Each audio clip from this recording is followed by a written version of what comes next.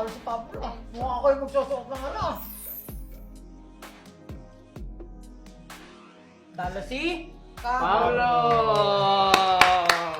So dahil namin napagkasunduan tayo kung sino ang panalo at ang talo, magkakatotoo to ngayon. At dahil panalo si Ken, siya ang huling may make-upan. Meron na siyang power card para hindi mauna. Okay, dahil Ken ikaw ang nanalo, ikaw magde-decide kung sino ang bias ni Pablo sa araw ng Soundcheck Day 1. So yung pinost na ni Pablo na si Stel yung bias niya, the teacher.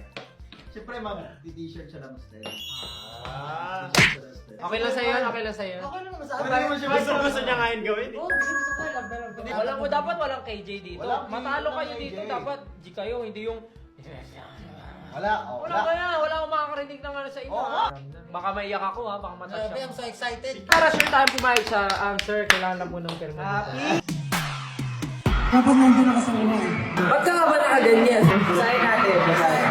Hello sa hashtag bias ko na nagsasabi ko at Stel Ahero. Hindi ako mag-swear ko ng lahat. Promise ba hindi ka magsuswerte? Wala talaga.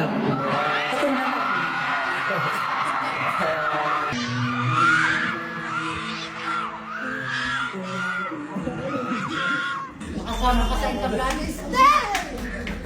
Parang lahat ng mga support na kami.